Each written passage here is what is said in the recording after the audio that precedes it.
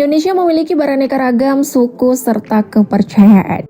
Agama di Indonesia sendiri diakui ada 6 jumlahnya, yaitu Islam, Kristen Protestan, Kristen Katolik, Hindu, Buddha, dan Konghucu. Ternyata keenam agama ini juga memiliki perbedaan perihal asal-usul terciptanya manusia. Lantas seperti apa kisah penciptaan ini di mata 6 agama tersebut? Tanpa berlama-lama lagi, berikut ini adalah asal-usul manusia versi agama di Indonesia.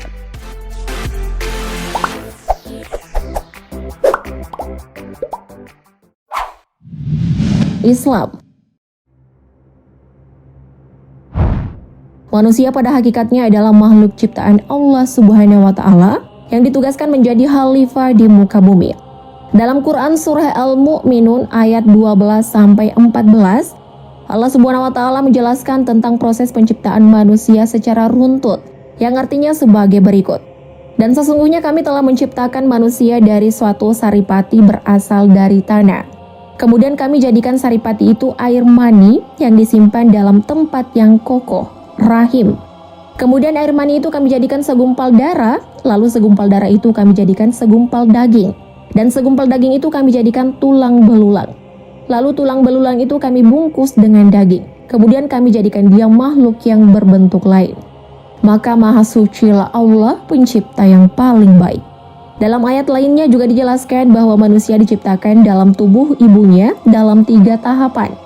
Dia menciptakan kamu dari seorang diri, kemudian dia jadikan daripadanya istrinya. Dan dia menurunkan untuk kamu 8 ekor yang berpasangan dari binatang ternak. Dia menjadikan kamu dalam perut ibumu, kejadian demi kejadian dalam 3 kegelapan. Yang berbuat demikian itu adalah Allah, Tuhan kamu, Tuhan yang mempunyai kerajaan.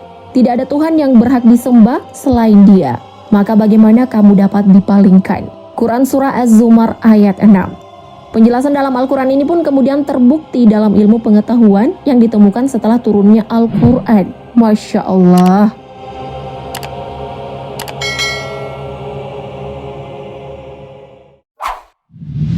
Protestan. Dalam ajaran agama Protestan, langit dan bumi diciptakan dalam 6 hari. Selama 6 hari tersebut, Allah berusaha menjadikan dunia ini terlihat sempurna. Mulai dari menciptakan gelap, terang, bintang, bulan, dan berakhir pada diciptakannya manusia. Pada hari ke-7, Tuhan beristirahat. Dalam kitab Kejadian 1:26-28.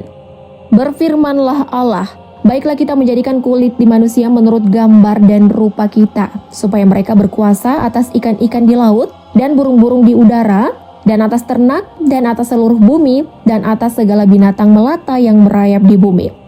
Maka Allah menciptakan manusia itu menurut gambarnya. Menurut gambar Allah diciptakannya dia, laki-laki dan perempuan diciptakannya mereka.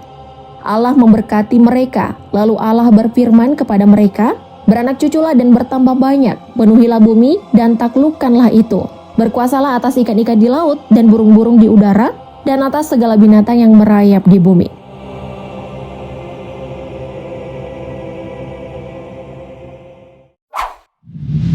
Katolik. Asal-usul manusia dalam ajaran Katolik sama dengan ajaran Protestan.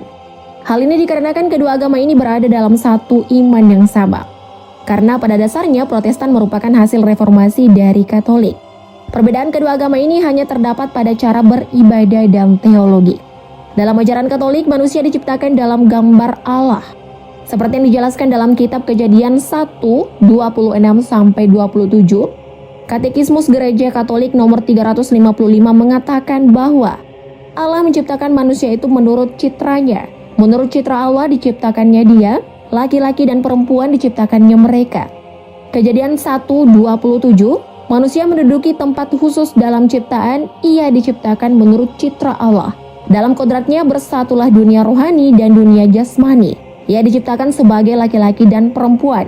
Allah menjadikan dia sahabatnya.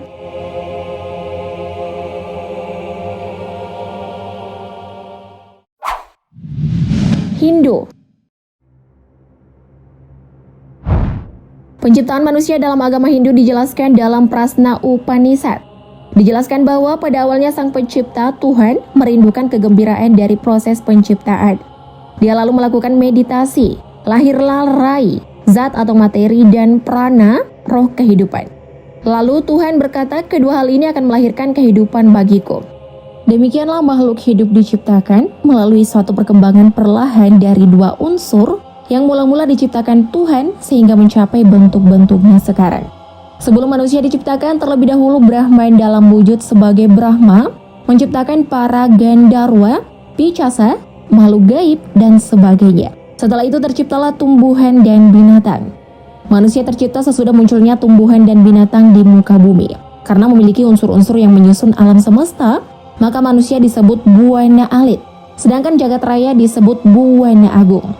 Menurut agama Hindu, Swayambhu Manu menikah dengan Satarupa dan akhirnya memiliki keturunan. Anak dan cucu dari Manu disebut Manawa, yang berarti keturunan Manu, yang merujuk kepada spesies manusia sekarang.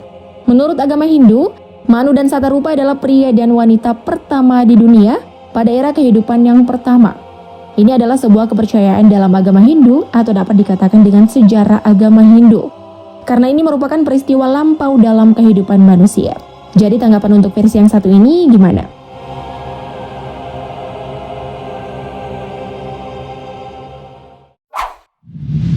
Buddha.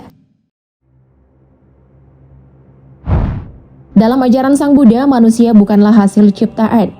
Mereka merupakan hasil sebuah proses panjang bersamaan dengan proses terjadinya bumi beserta planet-planetnya. Dalam ajarannya, pada saat terjadinya bumi ini, datanglah makhluk-makhluk berupa cahaya dari tata surya yang lain. Mereka berproses bersamaan dengan proses pembentukan tata surya ini. Dalam proses tersebut, mereka tertarik mencicipi dan mengkonsumsi sari bumi, sari tumbuhan, dan sebagainya.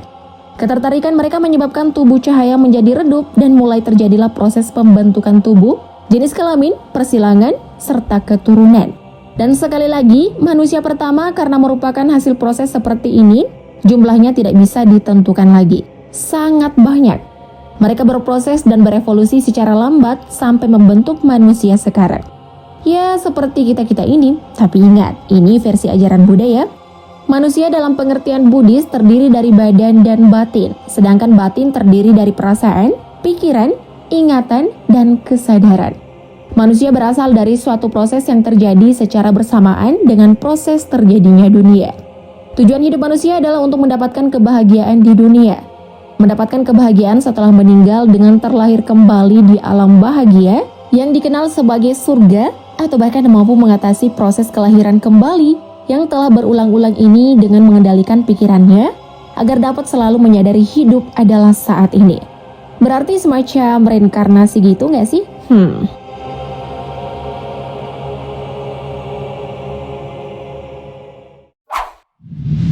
Konghucu.